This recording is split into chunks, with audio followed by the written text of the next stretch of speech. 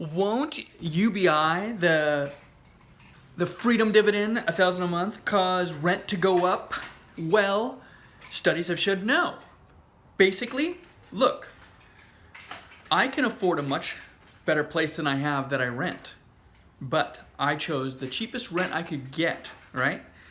And so basically, if my landlord was like, hey, you got a raise, I'm gonna raise your rent, I'd be like, well, I'll see you later then. And I would go to another place.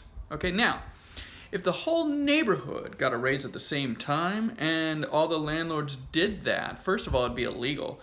But second of all, how would they all communicate with each other? Right? Some of these are owned by one person, some of them are owned by an out-of-state person, some of them are owned by the same person. I mean, it's just, they don't even know who each other are. And so for them to collude like that would be impossible. But let's just say somehow they did. Somehow, some crazy how, they all decided independently, I'm going to raise the rent. Okay? But then, one guy who had an empty place was like, I want to fill my place. I'm lowering my rent. Boom. He gets all the best applicants. He gets the guys. Another guy goes, oh man, I don't want to lose my tenants because they'll go somewhere else. So he keeps his rent the same. Okay? All these things start competing with each other. Also, think about this. Okay? Now, all those safeguards go away and everybody raises their rent $1,000 a month because that's how much the freedom dividend is. Okay? All of a sudden now, someone's affordable rent at, say, $800 or $500 or $1,200 or whatever goes up $1,000. Okay?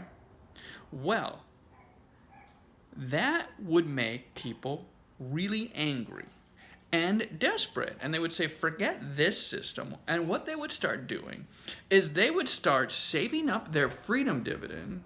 Well, of course, it's going to rent now. But what they would do is they would find some other way to save money. They would move out. They would maybe even go to a completely different neighborhood, okay, knowing that it would be for the short haul. And what they would do is maybe move in with some other people, all together would start saving up their freedom dividend. Why? Because the main reason people do not own right now, especially in lower income areas, is because they don't have the down payment. In some places in the country, the rent is actually more than the mortgage would be after the down payment. So it's really the down payment that is the issue. And so now all of a sudden, if you need that 20%, 10%, even 3.5% that you could never afford before, well, all of a sudden, you have a year plan, a 2-year plan to now buy a place. Or you go in with others and you buy a place and all of a sudden you can afford it. Well, now if people are saying, I can't afford rent, so I'm gonna buy, then the rent supply, right? The rent supply doesn't go down. If the rent supply stays the same, but what happens to the rent demand? It goes down. And when the rent demand goes down and the rent supply stays the same, guess what happens to rent prices? They go down. And guess what? There are studies that have shown this is actually what has happened in places where there's UBI that has led to greater home ownership.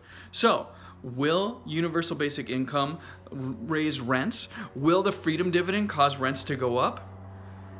Perhaps a little, but not for long. And most likely, not at all, because there's just too many places for other people to go.